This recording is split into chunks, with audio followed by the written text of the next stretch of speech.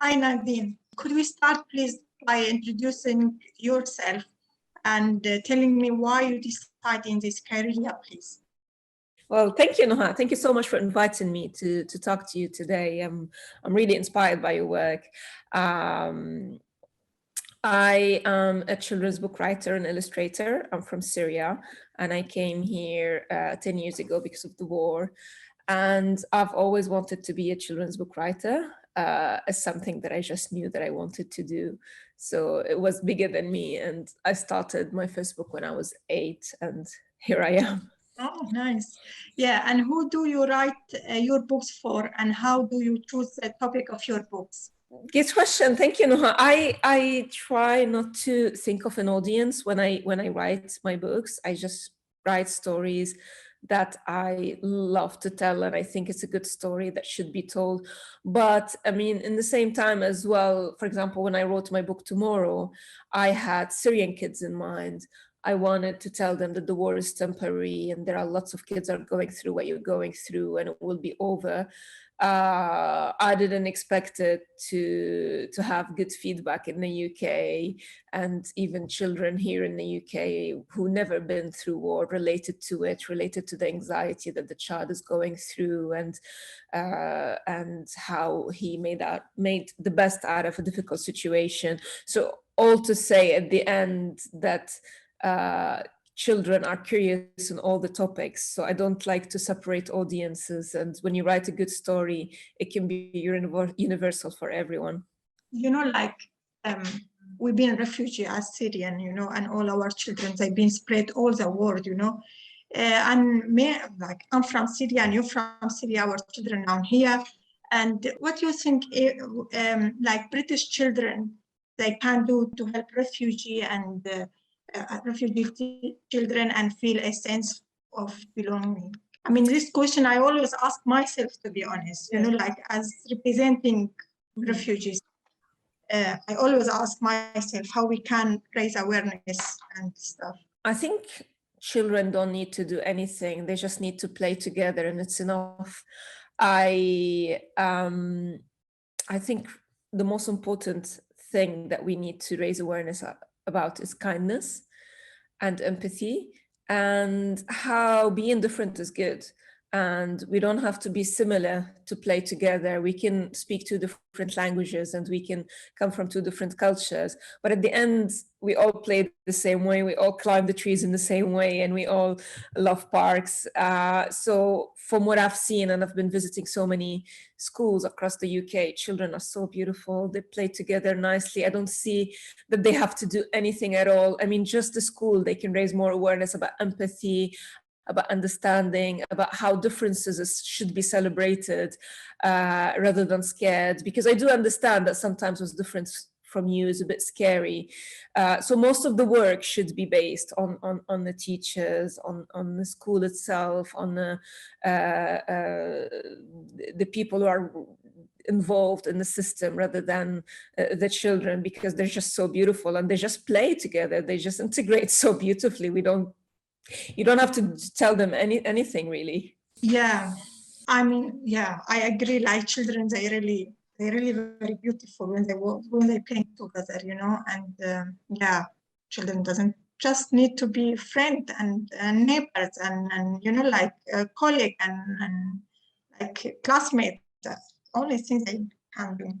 Amal project has been very famous project, and Amal went through very hard journey from Syria to arrive to Manchester. I mean, Amal is not only Amal's story. Amal is this Syrian children's story. You know, like she went through they all went through very hard journey. How can we engage better with children who's worried on difficult issues? Because you know, like our children, they went through very hard journey and actions and is worried. And how we can engage them? How we can let him be more relaxed and you know, like feel his normal life now here. I truly believe in the power of the story and storytelling, and it's shocking how storytelling is therapeutic. Funny enough, I've been working for children's book writer and illustrator for more than 15 years now, and I only truly experienced what I'm talking about the first time I visited refugee camps in Lebanon. And I remember I didn't know what to expect. I had just finished my book tomorrow, and I took it with a little bit of chocolate, and I went to the refugee camp, and I asked children, do you want to hear a story? And we sat and we read it. And it was surprising how it was so important for children to see themselves in the story, to relate. And it gives them a chance to open up, to talk about their own experiences, or to tell someone else's experience if they feel that they're not ready to talk about their own experience, to write a story, to reflect on someone else. So I think stories and books are the best way to engage in any difficult topic with children.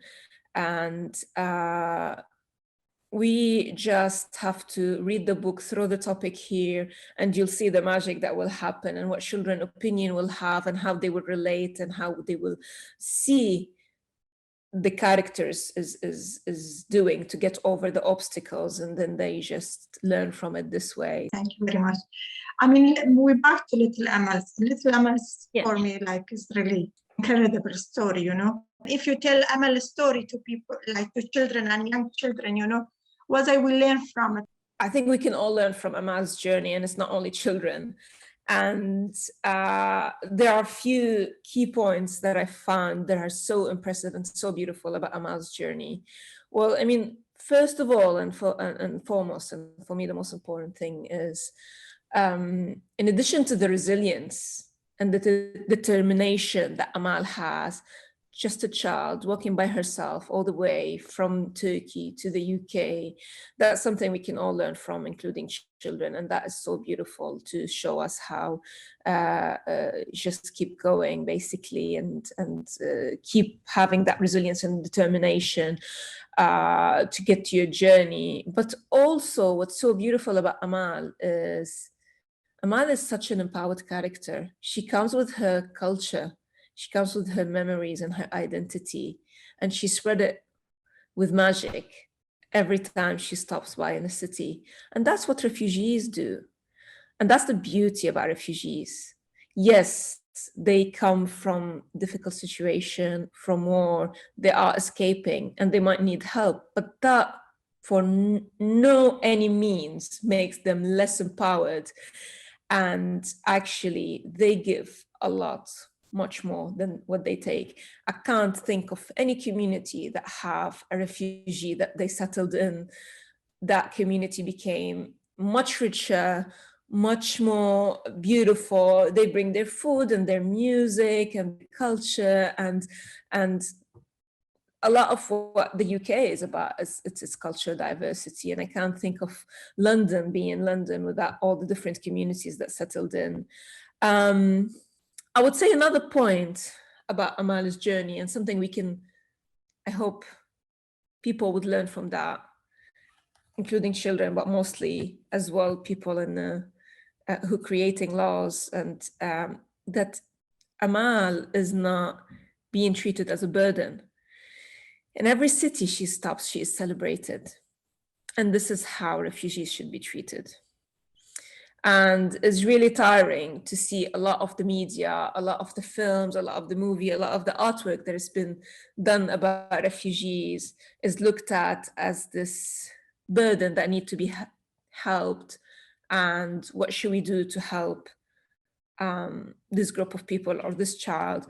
Where in fact, I just love that Amal's project, it turned it and showed the reality of how refugees should be treated, because they should be celebrated. It's a party every time she arrives to a city. It's a celebration, it's a performances.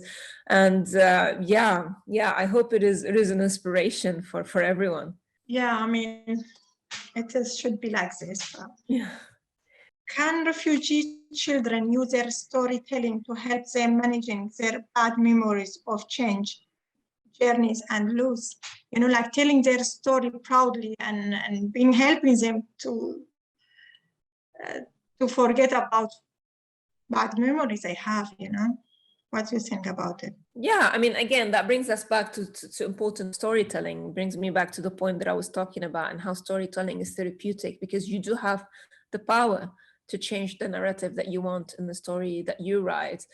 And what you said about making the children proud, and that's something I really focus on, that I mean, it's really important for us as educational and teachers and anyone who encounter children refugees, is in addition for them to talk about their difficulties and to retell their journey, their hard journey, and the world that they went through, also to remind them that this is not who they are, and they should be proud of who they are. They come from beautiful culture, they come from a beautiful place, and they have so much memories before the war, and that's what should represent them. And the war is only temporary, it's short, it's not what make us at all.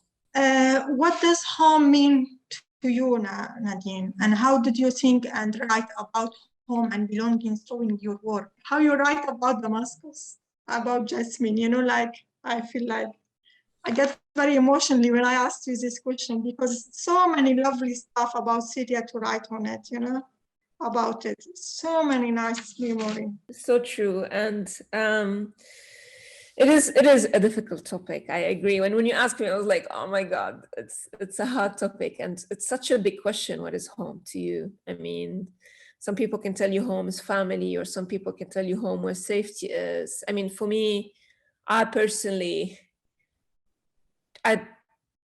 it's my childhood memories. It's where I grew up and where my identity was built, was created.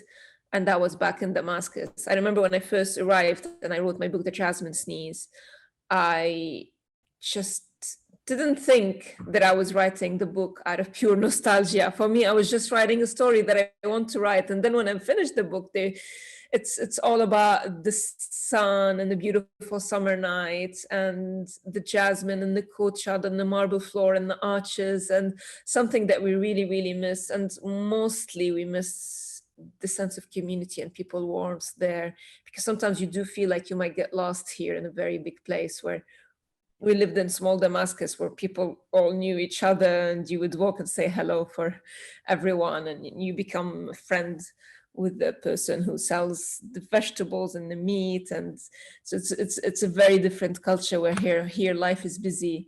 So that's home. And the most therapeutic thing is just to keep writing about home and deal with our nostalgia in a creative way.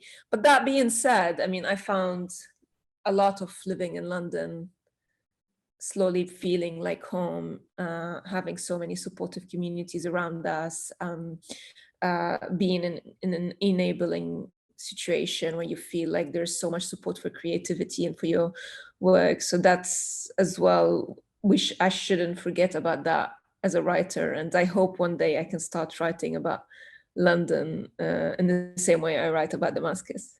I know it's very different, you know, like life is very busy. But I think we need, as our role, to encourage people to keep part of our culture, you know, and like our welcoming. I can't agree with you more. I really think that is key, number one, in integration for any community, is celebrating the culture. And what frustrates me the most, to be honest, I don't see enough effort here are being done for refugees to speak their mother tongue, to celebrate their culture. A lot of effort on integration is being focused on them learning English, them learning about the culture here, them integrating, forgetting completely that integrating comes by knowing where you come from, by being proud of your culture, by focusing on that. And that's going to bloom within the community, and that's going to make children better bilingual, better English spoken, better integrating in their school, rather than feeling that they have to hide their own culture to integrate or to feel like they fit in with the rest of the kids. What else do you think we can do to change hearts and minds around negative and narratives at refugee and asylum seekers in this country, and to prepare refugee children who may grow up being lured to this narrative about themselves? A very, very good question, Nuha. Amal project is a very good start. Mm-hmm. something like Amal project where refugees are empowered, are celebrated. I found it really important. And to change the narrative, we really need to think of authenticity when it comes to creating stories, rather than whether it's children's books or films or music or whatever you're doing about refugees. Think of authenticity and think of empowerment and think of refugees as a celebration. And the problem is a lot of what the narrative of what's happening now in the UK is refugees are being treated as a burden, and their stories are written by non-refugees or by white authors in a way that you feel that the story is tokenistic, that not enough understanding of the culture.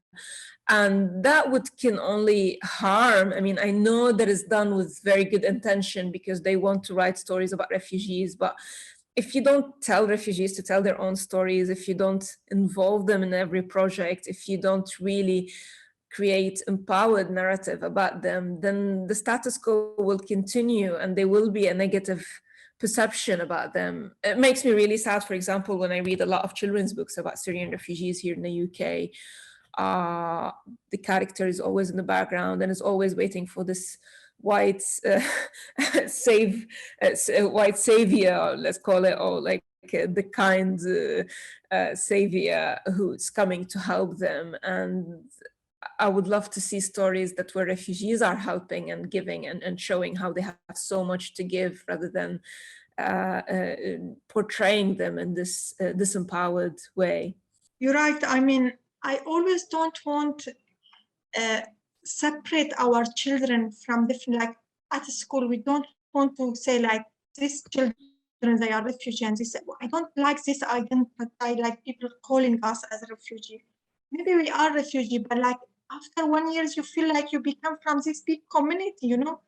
I'm living in area, no Syrian people around me. I feel I'm very belong to this area, this neighborhood, you know? I don't feel like I'm refugee, I'm their neighbors. You know, my children neighbors, not, you know, like, I don't want to mention a lot about children refugees. I agree with you. I think the labeling is really wrong. When you keep one label toward a certain group of people, is really tiring. That's why, I mean, more celebration of the culture should be happening, and more focus on where we come from and what the food they eat and the music and the books, rather than keep calling one group of people refugee, where, like, as you said, now we're so settled that we feel like this is home. And every time I visit school in the UK with Syrian children, they speak perfect English with even like the really beautiful British accent, and they're so belong and they're so doing good, and they're actually the most popular kids in the school. And again, like a lot of the narrative in the stories in the children's books and in movies, that they're struggling and struggling and struggling. And I was like, wait a second, like almost every month I meet new Syrian kids in their schools, and actually a lot of them are the most popular kids in the school, and a lot of them are not struggling to learn English, and a lot of them are they have the best grades. So let's just wait here and celebrate their stories as well, and stop labeling them, like you said, this always label that these are refugees. So the more that we focus on these stories, the more that people are inspired by refugees rather than looked at as a burden. So and as well, I mean, I'm not really a big fan on only focusing on success stories, because a lot of people are focusing on, oh, look how successful this refugee is. Well, they don't have to be successful. They just have to be normal children, and we don't have to be superheroes to inspire others. Just by being there, it's for me, it's enough. And just by really keep telling their stories in an authentic way rather than tokenistic way, it's a good start. Yeah, I mean, I agree with you. You know, like we as like refugees, as any communities, they have people who are really very successful and creative and talent, and some people, they are just doing their best, and you know, it is their story. Like, we don't, as you said, not all refugees, they are hero. Yeah, and they don't need to all of them be hero, you know. Exactly, you said they're just normal communities. They are they're just living normally, and that should be enough. Yeah. I'm sure you hear about new bills against asylum seekers. How can we engage children in becoming part of the voice of change, you know? I always, when I visit schools and I talk to children, I say that you don't have to be an adult to make a difference, and you don't have to grow up to become what you want. Just start now. So if you want to, whatever you're dreaming of, you want to write a story, write it now. If you want to become a journalist, do it now and report a story. And you don't need to be grown up to make a change. So the more we empower children, the more that we can see change happening from them. And we see it today. We see Malala and Greta and so many amazing children that they're making change, not waiting for them to become adults or finish the university degree to start thinking of how can I make change. But it's really up to the environment around them, whether it's an enabling environment, whether we making them believe in themselves that they can do it and supporting them in that, or being rather authoritarian toward them and tell them that you're too young and we tell you what to do and what not to do, and also expose them as much as possible to the truth and to different narratives, because a lot of what's happening now is that children are simply just not exposed, and they have just simply lack of knowledge of what's going on, and they just hear one narrative or the other. So that's the problem. So the more these children are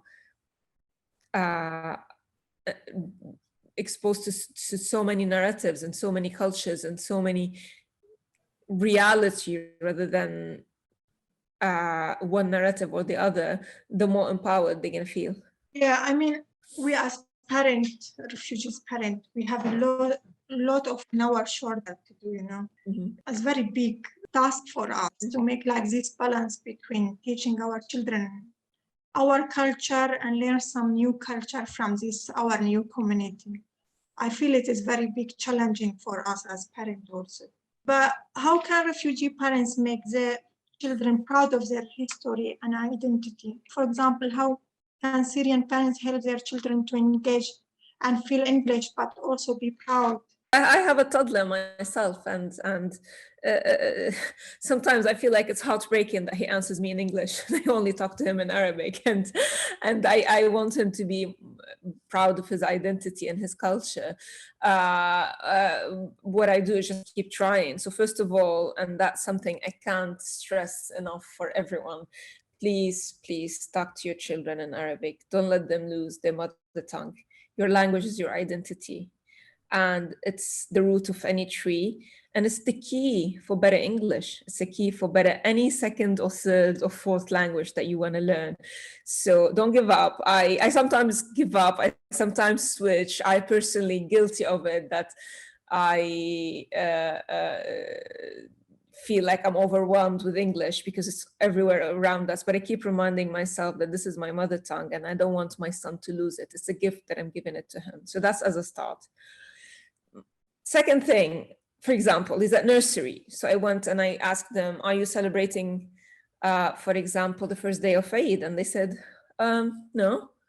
I said, okay, then next week I'm coming with ma'moul, with baraze, with some Arabic coffee for the parents, and we're gonna decorate, and I'm gonna read stories about the first day of Eid and how we wear new clothes and what do we do.